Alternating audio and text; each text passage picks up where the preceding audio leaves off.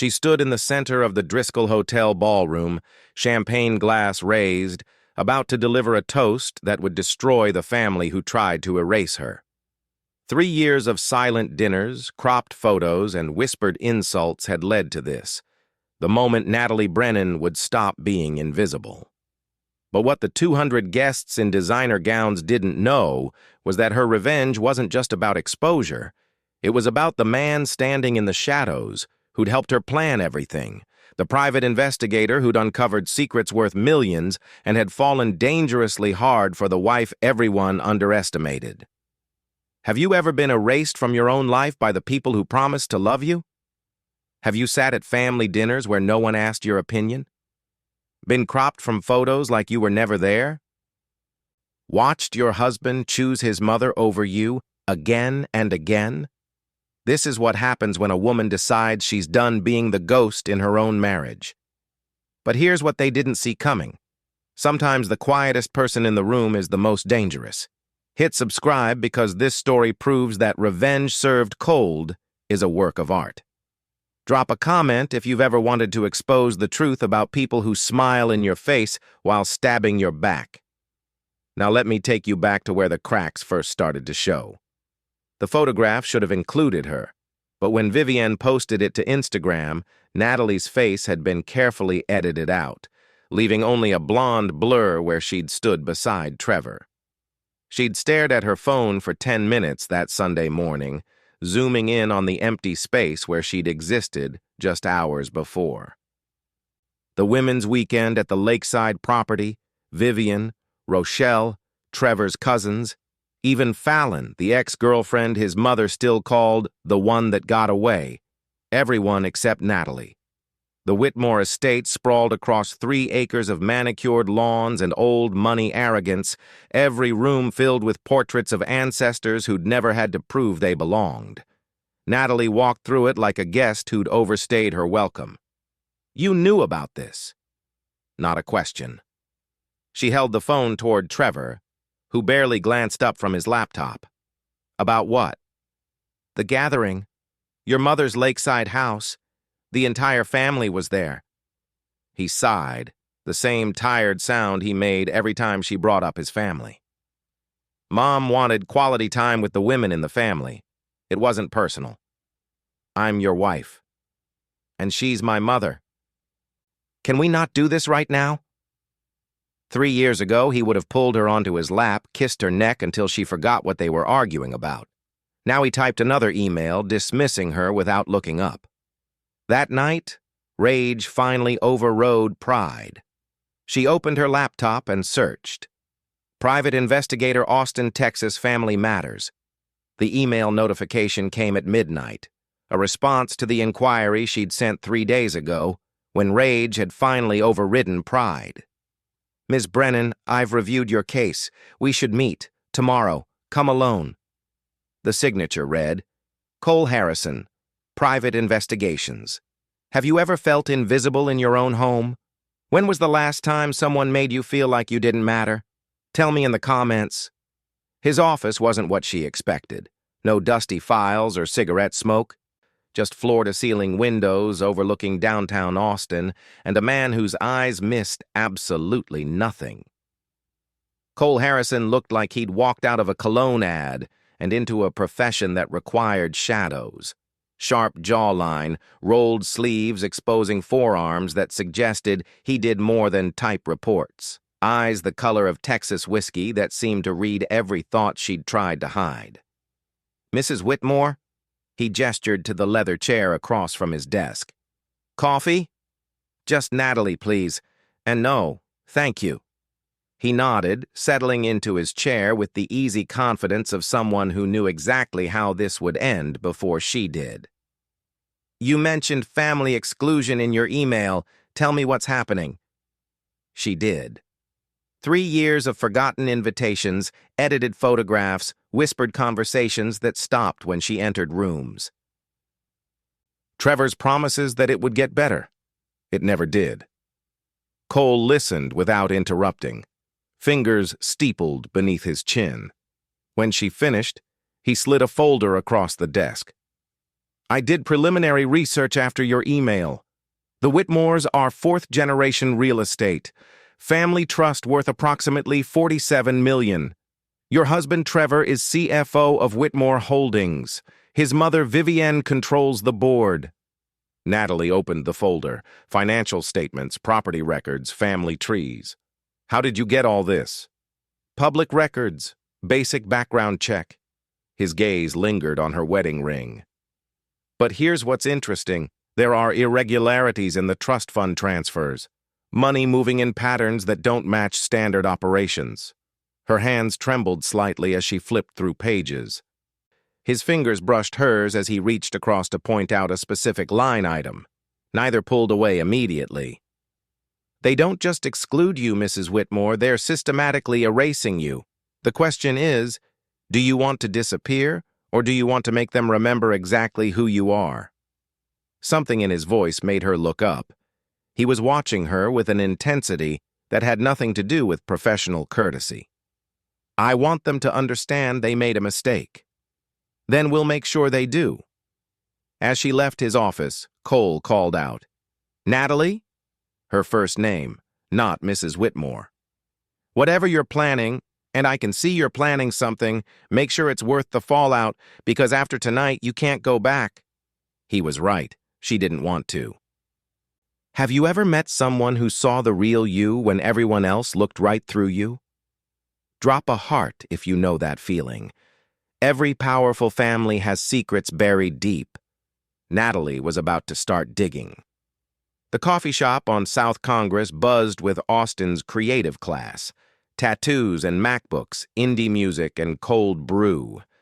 They met there instead of his office, looking like any other couple discussing anything but financial fraud and family destruction. Cole spread documents across the small table, their booth in the back corner providing privacy.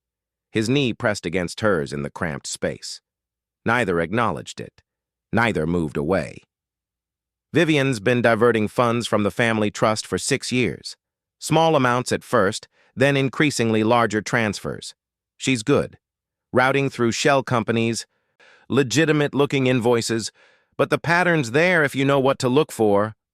Natalie's hands shook as she read the highlighted sections. Hundreds of thousands of dollars, maybe millions. This is theft. Embezzlement, technically, from her own family trust, which makes prosecution tricky, but it's leverage. When her hands trembled reading about Vivian's embezzlement, Cole covered them with his, warm, steady, anchoring. Breathe, he murmured, close enough that she felt it more than heard it. For the first time in 3 years, someone was on her side. His thumb brushed her palm. The touch lasted 3 seconds longer than necessary. When she looked up, his eyes held something that definitely wasn't professional. Why are you helping me? Because I've seen this before. Powerful families crushing people they consider beneath them. And I've seen what happens when those people fight back. He leaned closer, voice dropping. You're stronger than you think, Natalie. They don't see it yet. But they will. She believed him. What do we do next? We dig deeper. Every transaction, every transfer, every lie. And we wait for Vivienne to make a mistake. His fingers tightened around hers briefly before pulling away. This isn't just about money anymore. It's about making sure they never treat you or anyone like this again. Trevor's name appeared on one of the documents, signatures authorizing transfers he'd claimed to know nothing about. Either her husband was complicit in stealing from his own family trust, or he was too weak to stop his mother. Natalie wasn't sure which was worse. What would you do if you discovered your in-laws weren't just cruel? They were criminals? Would you expose them or walk away? Comment below. She went home that night and looked at Trevor with new eyes, not with love or hate, but with the cold clarity of someone seeing a stranger. Dinner was silent, except for the clink of silverware on expensive china. The dining room could seat 12, but they sat at opposite ends like strangers forced to share space. He scrolled through his phone between bites. She calculated revenge. Your mother called today. Trevor said without looking up. She wants you at Sunday brunch. Try to dress appropriately this time. Appropriately. You know what I mean. Nothing too flashy. Mom prefers understated elegance. Natalie set down her fork carefully. What does your mother prefer about me, Trevor? He looked up, annoyed at the interruption. What? Name one thing Vivian likes about me. One trait, one quality, anything. Don't start this. I'm asking a simple question. She needs time to warm up to you, that's all. It's been 3 years. He returned to his phone, conversation over in his mind. Some people take longer than others. The master bedroom felt cavernous that night, king-sized bed and ocean between them. Trevor scrolled his phone, oblivious, while Natalie stared at the crown molding and calculated exactly how she'd burn his world down. He reached for her eventually, the same perfunctory touch he'd give a lamp he was turning off. His kiss was dry, mechanical. She submitted because refusing required energy she was saving for more important battles. Afterward, he fell asleep immediately. She lay awake remembering when his touch meant something. When he'd looked at her like Cole looked at her this afternoon, like she mattered. The doorbell rang at 9 the next morning. Vivian stood on the porch in Chanel and contempt. We need to talk, dear. She swept past Natalie without invitation, settling in the living room like she owned it. She did, technically. The house was family property, another fact Trevor had failed to mention before their wedding. Trevor tells me you've been upset about family gatherings. Vivian's smile was sharp. Girls like you come and go, dear. The Whitmore name stays forever. Trevor understands that, even if you don't. I'm his wife. You're his current wife. Fallon was much better suited to our family. Sweet girl, proper background. She understood how things work. Natalie's phone buzzed in her pocket. She ignored it. I want you to understand something, Vivian continued. This family has standards, expectations. If you can't meet them, well, divorces happen all the time. After Vivian left, Natalie checked her phone. Cole's text came at 2 a.m. Found something. Fallon isn't just his ex. She's on the Whitmore Holdings payroll, $15K monthly. For what? Natalie stared at the message, then at Trevor's sleeping form. She typed back, Tomorrow. I need to know everything. His response was immediate. Meet me at my place, 7 a.m. Come ready to fight. Something in those words sent heat through her that had nothing to do with revenge. Have you ever stayed in a situation because leaving felt harder than enduring? When did you realize you deserved better? Share your moment of clarity. She showed up at his apartment at dawn, not because of the evidence he'd found, but because she couldn't spend another night pretending her marriage wasn't already over. His apartment was masculine minimalism. Leather, steel, walls of windows framing the Austin skyline turning pink with sunrise. She stood there in yesterday's clothes and 3 years of unshed tears, and he looked at her like she was something precious instead of broken. Fallon's not just on payroll, Cole said, spreading new documents on his coffee table. She's listed as a consultant, but the invoices are fake. She's being paid to stay available. For Trevor. For Vivian's approval. Your mother-in-law is literally paying his ex-girlfriend to remain in his life. He paused. There are text messages, recent ones, between Trevor and Fallon. Show me. The messages weren't explicitly romantic, but they didn't need to be. Inside jokes, late-night conversations, references to dinners Natalie knew nothing about, plans to catch up soon. When she finally broke, it wasn't with sobs, but with rage, throwing the folder of evidence across his living room, scattering proof of Trevor's betrayal like confetti. Cole caught her wrists not to restrain, but to ground. Hey, look at me. His voice cut through her fury. You're not the one who should be ashamed. And when his thumb brushed away her angry tears, when he pulled her against his chest and she felt his heartbeat thunder against her cheek, that's when everything changed. The kiss happened like lightning, sudden and inevitable. His hands in her hair, her fingers clutching his shirt. 3 years of being invisible combusting into desperate need. "Tell me to stop," he breathed against her mouth. "Don't," she answered, and meant it more than she'd meant her wedding vows. He walked her backward toward his bedroom, never breaking the kiss. She pulled at his shirt, needing skin, needing proof she was real and wanted and alive. When her back hit the wall, he pressed against her, hands framing her face. "Are you sure?" Instead of answering, she kissed him harder. They fell onto his bed in a tangle of urgency and 3 years of compressed loneliness. His touch rewrote everything Trevor had made her believe about herself. Every whispered, "You're beautiful," and "I want you," carved away the invisibility she'd wrapped around herself for survival. When it was over, when they lay wrapped in sheets watching sunrise paint the city gold, reality settled back in. "This doesn't change the plan," she whispered. He kissed her shoulder, voice rough.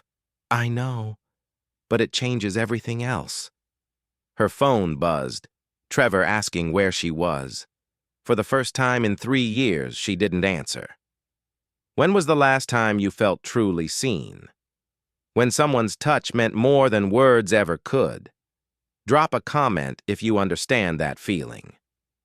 Playing the dutiful wife while planning her mother-in-law's destruction required acting skills Natalie didn't know she had, but apparently, rage was excellent motivation.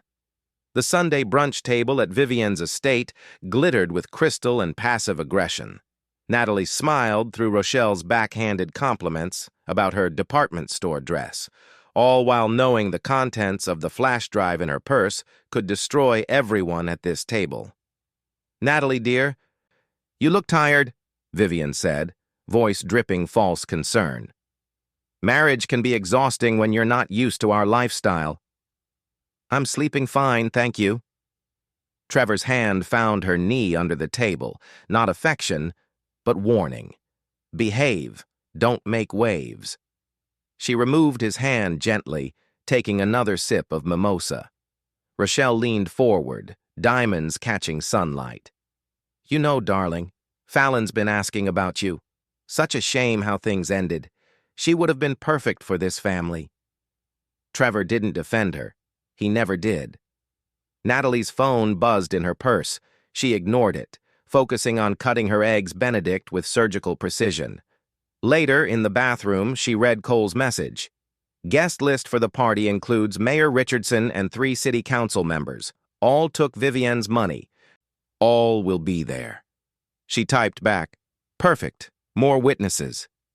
His response made her stomach flutter. "Miss you. Tonight?" "Can't. Family dinner, tomorrow." "I'll make it worth the wait." She stared at her reflection in Vivienne's guest bathroom mirror. Same blonde hair, same green eyes. But something had changed. She looked dangerous. Back at the table, Vivienne was holding court about the birthday party. 200 guests, the Driskill's finest ballroom, cuisine by Chef Atwater. It'll be the event of the season. "Sounds wonderful," Natalie murmured. It would be. Just not the way Vivienne expected.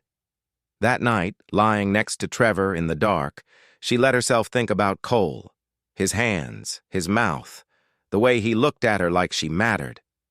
Trevor's breathing evened out into sleep while she planned his family's downfall. Fingers itching to text the man who made her feel alive. Cole's emergency text interrupted dessert. "We have a problem. Trevor hired his own investigator. Watching you. We need to meet, but not at my place. He knows." Natalie excused herself to the bathroom, heart hammering. If Trevor was having her followed, it meant 2 things. He suspected something, and the clock was now ticking faster than they'd planned. Have you ever had to smile through disrespect because the timing wasn't right for your revenge? Tell me about waiting for the perfect moment. Being watched changes how you move through the world. Every glance, Every meeting, every breath calculated to maintain the lie. Natalie created an elaborate deception. She scheduled a real therapy appointment, Dr. Chen on West 5th Street, sliding scale counseling for marital issues. She even called from the house phone, knowing it might be monitored. Trevor needed to believe she was falling apart, seeking professional help to save their marriage. Perfect cover for meeting Cole. They met in the parking garage of a downtown office building at 2 p.m. on a Tuesday, concrete pillars casting shadows that hid them from surveillance. His truck, her carefully crafted alibi of a therapy appointment she'd never attend. She slipped into the passenger seat, adrenaline making her hands shake. "The investigator's name is Marcus Webb," Cole said, handing her a file. "But here's the interesting part. Trevor didn't hire him. Vivienne did. She's paying him directly from one of her shell companies." "She's watching me?" "She's been watching you since the lakeside gathering. When you started asking questions, she escalated." He turned to face her fully. "Natalie, this is dangerous. If she knows we're meeting, then we're careful." His jaw tightened. "I'm serious. These people have resources, money, connections." "So do we." She met his eyes. "We have the truth." The risk should have killed the mood, but urgency only amplified desire. When he pulled her across the center console, when his mouth found hers hungry and desperate, every logical reason to stop evaporated. Pressed against the passenger door of his truck, his hands gripping her hips, her legs wrapped around him, every stolen touch felt like rebellion. "This is insane," she gasped between kisses. "Completely," he agreed, not stopping. They had 20 minutes before her fictitious appointment ended, and they used every second to prove they were alive. Real, wanted. His hands slid under her dress, her fingers tangled in his hair, and for those stolen minutes nothing existed except heat and need and the dangerous thrill of being hunted while hunting back. Afterward, clothes adjusted and breathing ragged, he handed her a burner phone. "From now on, this number only. No paper trail." His eyes held hers. "Natalie, if this gets too dangerous, we can walk away. Take what we have to a lawyer, let them handle it." She pocketed the phone, jaw set. "No. Vivienne wanted me invisible. I'm about to become unforgettable." The determination in her voice made him smile despite the risk. "That's my girl," he said, and she realized with startling clarity she wanted to be exactly that. Have you ever felt more alive when everything was falling apart, when danger made you feel something real? Share your story. Vivienne's birthday party required the perfect dress, not to impress, but to ensure every camera captured her face when the truth came out. The boutique on 2nd Street catered to Austin's elite, gowns that cost more than Natalie's first car, salespeople who assessed net worth in a glance. Rochelle fingered designer labels while making sure Natalie saw price tags. "Mother wants you to look appropriate, dear. Not overdone." Translation: "Don't embarrass us." Natalie tried on modest navy, conservative black. Everything Rochelle approved of looked like funeral wear.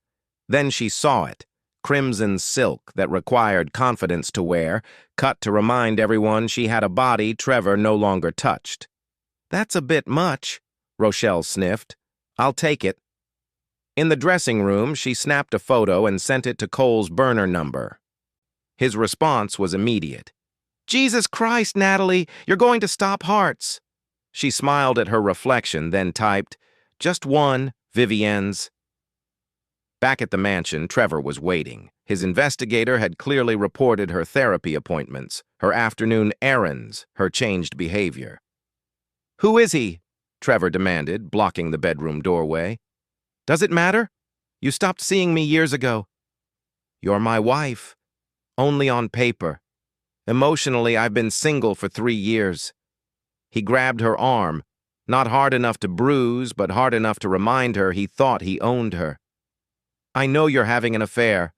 She pulled free calmly. "And I know you've been texting Fallon. I know your mother pays her $15,000 a month. I know a lot of things, Trevor. His face went pale. What are you talking about? Ask Vivian. Or better yet, wait 3 days. Everything becomes public knowledge at the party. She walked past him to the closet, hanging the crimson dress where he could see it, a declaration of war.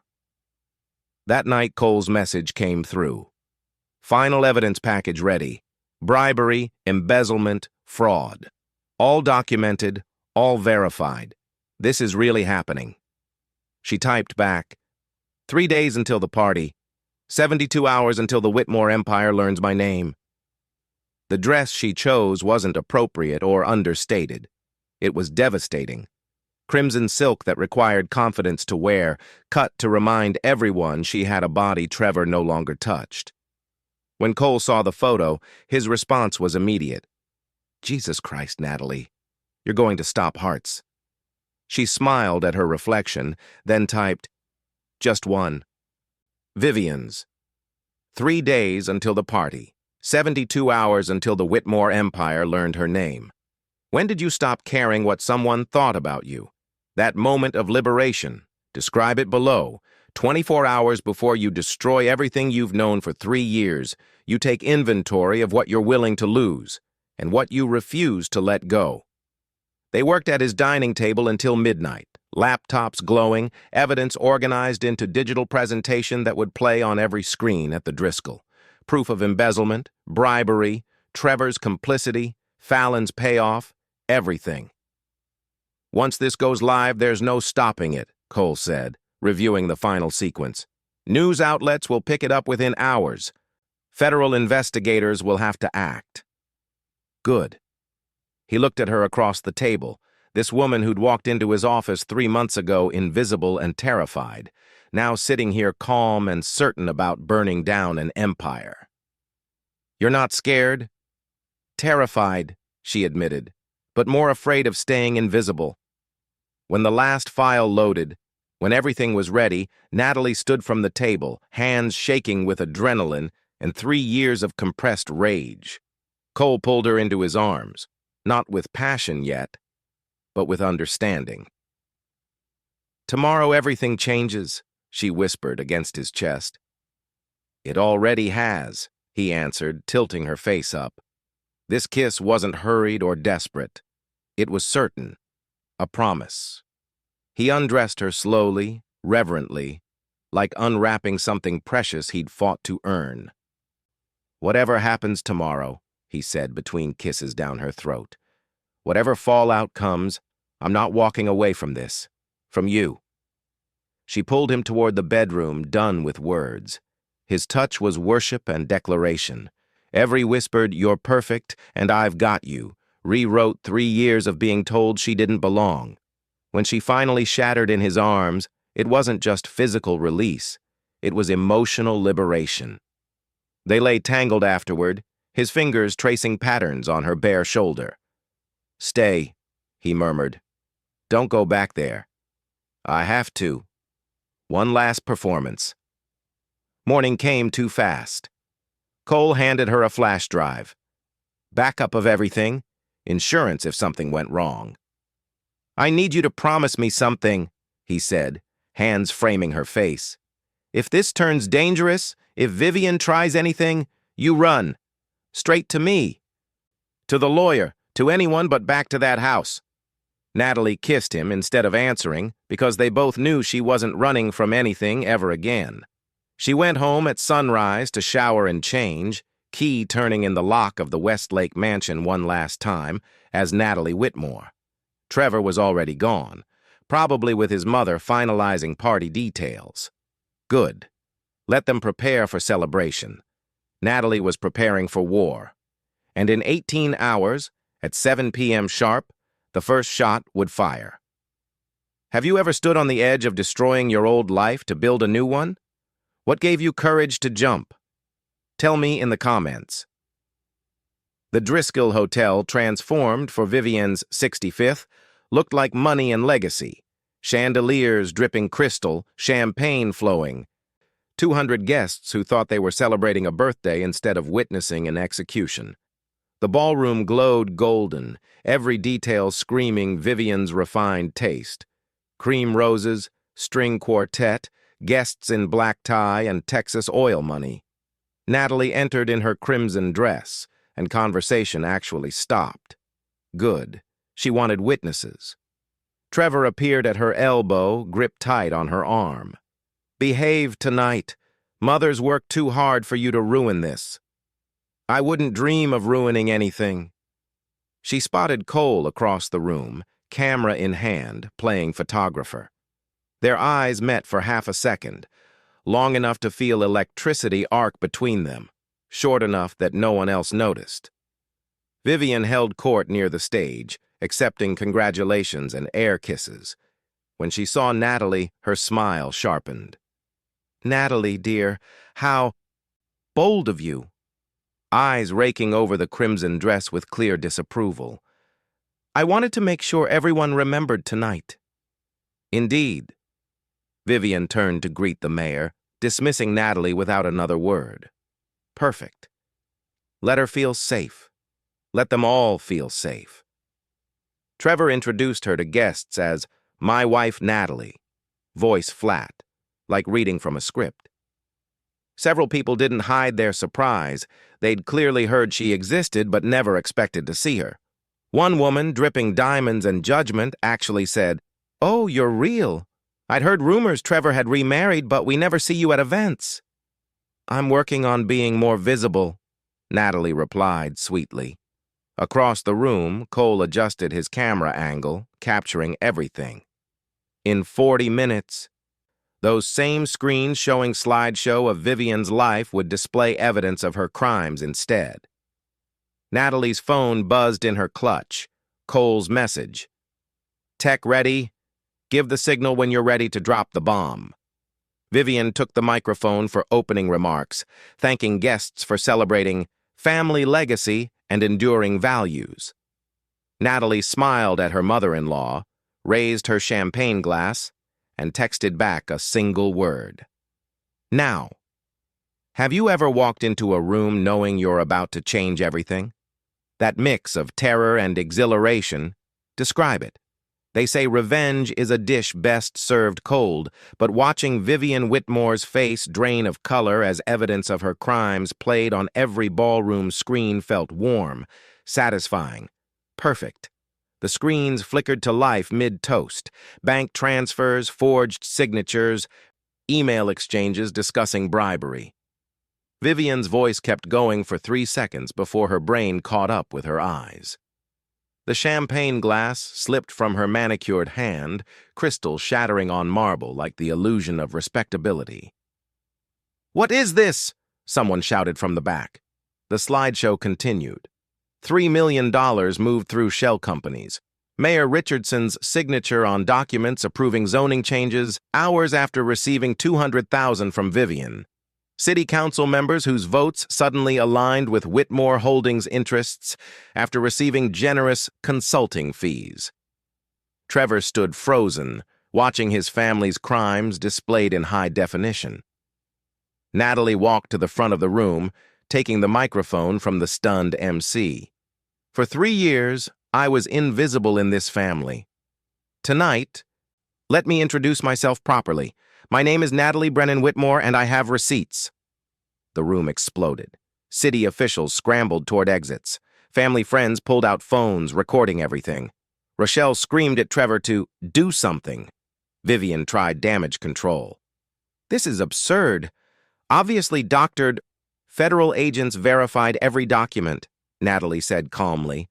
"They're waiting outside if you'd like to discuss authenticity." Trevor lunged toward her, rage replacing shock.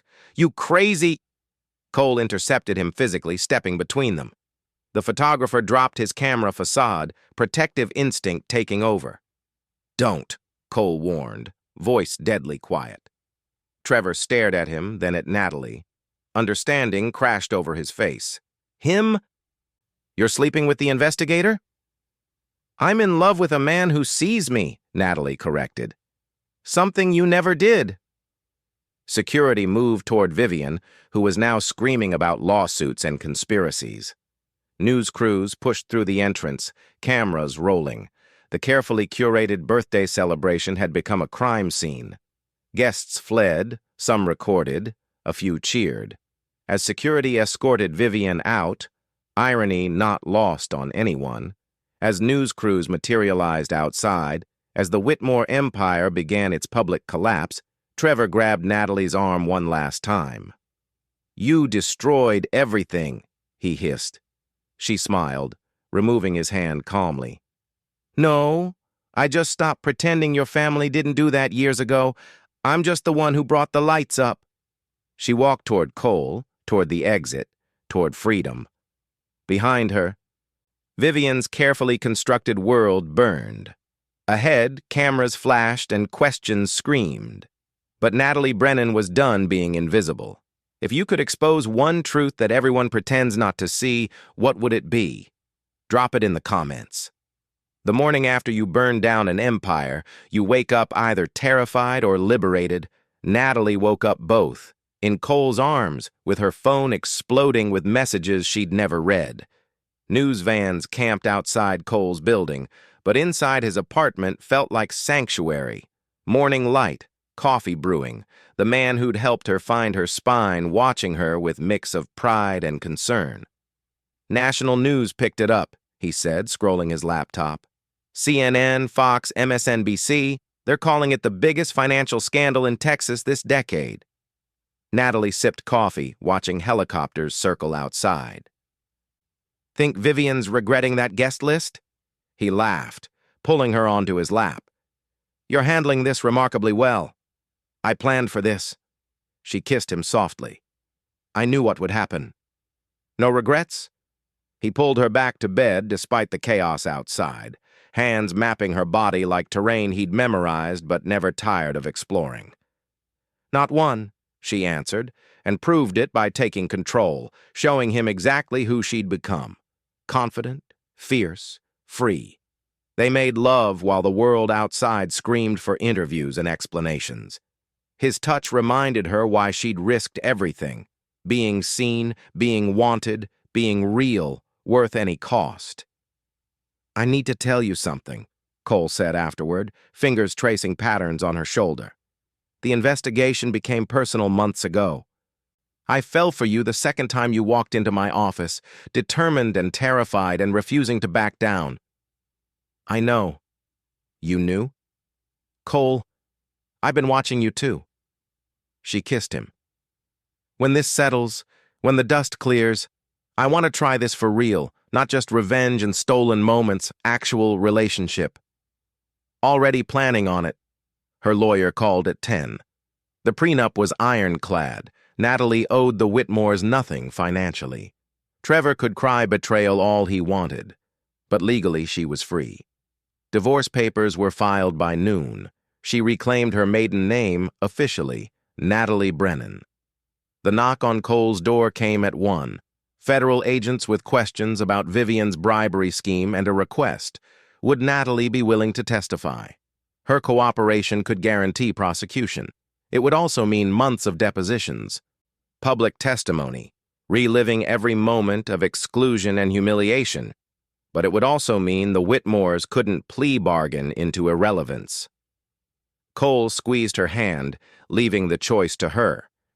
She opened the door herself. "Yes," she told the agents, "I'll tell you everything." What name would you take back if you could? What part of yourself did you lose to make someone else comfortable? Share below. 6 months after destroying the family that tried to erase her, Natalie Brennan stood in federal court and told the truth, all of it, without apology or shame. The federal courthouse in Austin had seen plenty of wealthy defendants, but few with Vivian Whitmore's entitled disbelief as guilty verdicts stacked up. Natalie sat in the gallery next to Cole, fingers intertwined, watching justice move slowly but inevitably.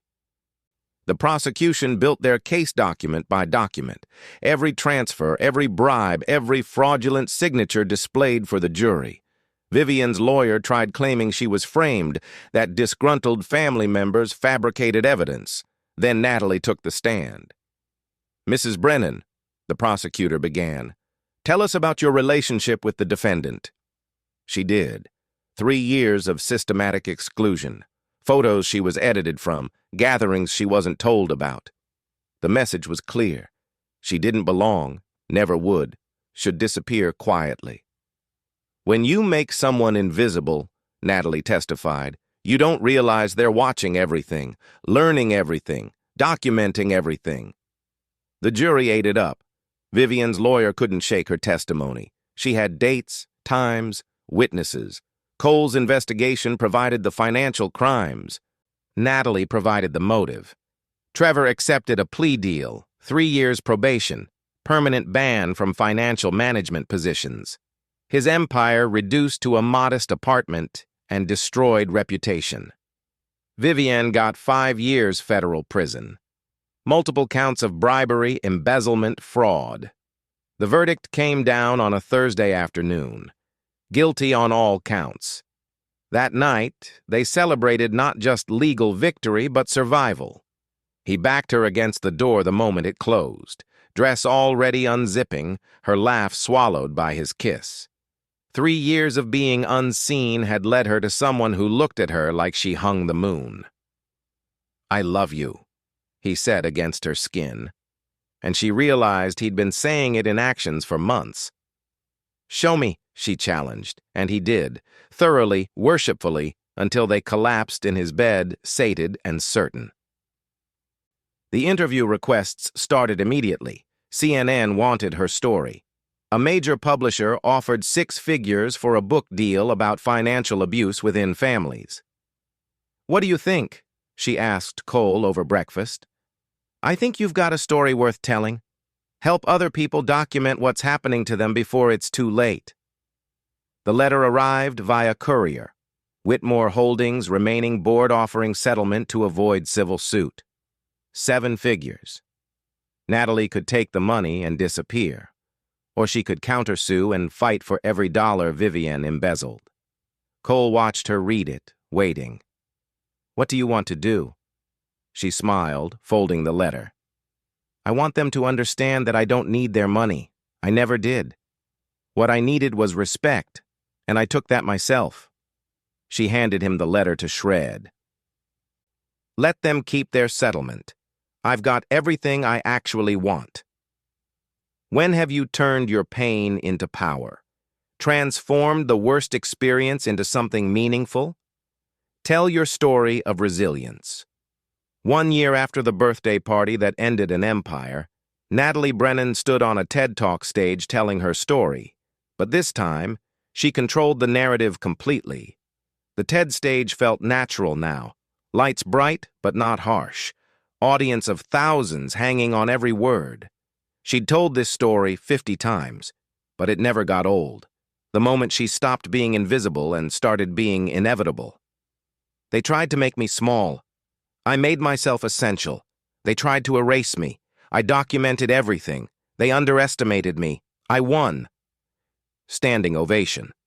Every time.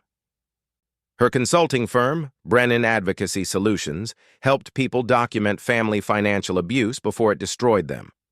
Cole partnered with her, handling investigations while she worked directly with clients. They'd already helped 17 people build cases against abusive family members. The divorce finalized that morning. Natalie Brennan, legally and finally free. After her talk, after the networking and the business cards and the women who cried, telling their own stories of erasure, Cole found her backstage. He waited until they were alone, back in the hotel suite overlooking downtown Austin. No audience, no cameras, just them. When he knelt, ring box opening, Natalie's breath caught. "I don't want you because you're famous or brave or any of that," Cole said, voice rough with emotion.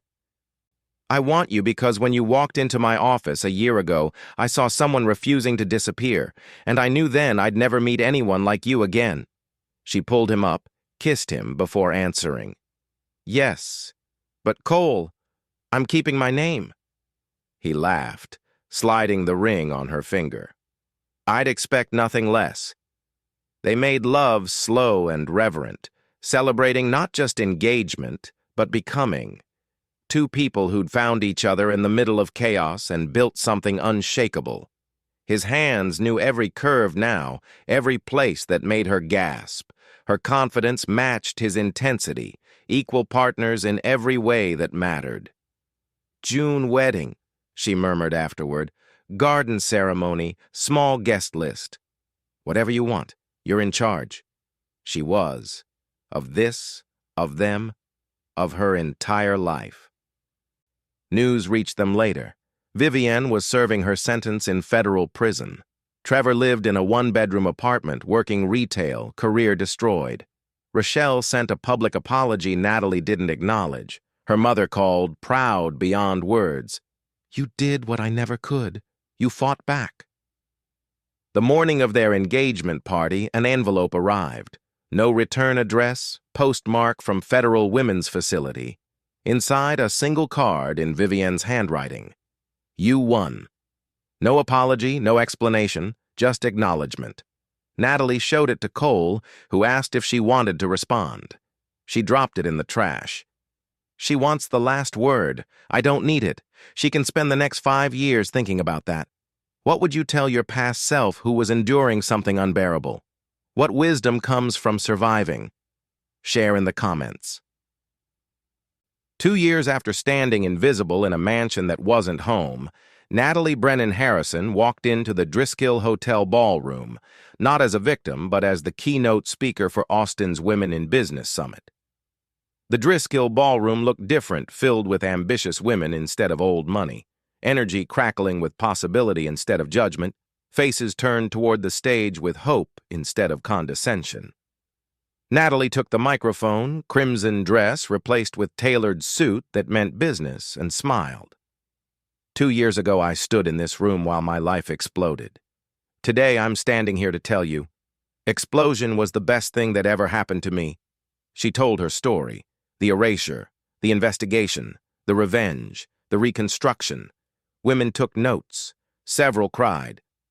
All of them understood what it meant to fight for visibility in a world that preferred them silent. You don't need permission to matter. You don't need approval to be valuable. You just need to stop accepting narratives that erase you and start writing your own story. Standing ovation thundered through the ballroom.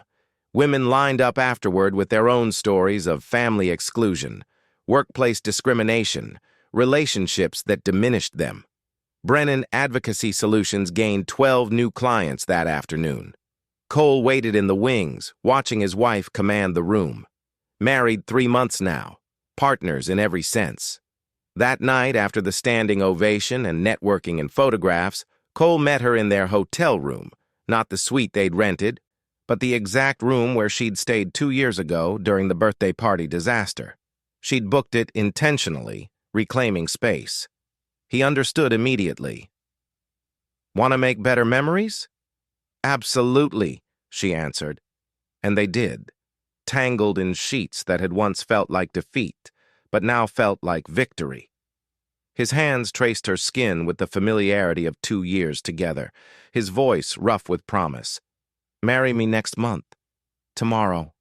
I don't care, just make it official. She laughed, rolling on top of him with confidence that would have terrified her past self. Already married, remember? June garden ceremony. You cried during the vows. Happy tears. I know.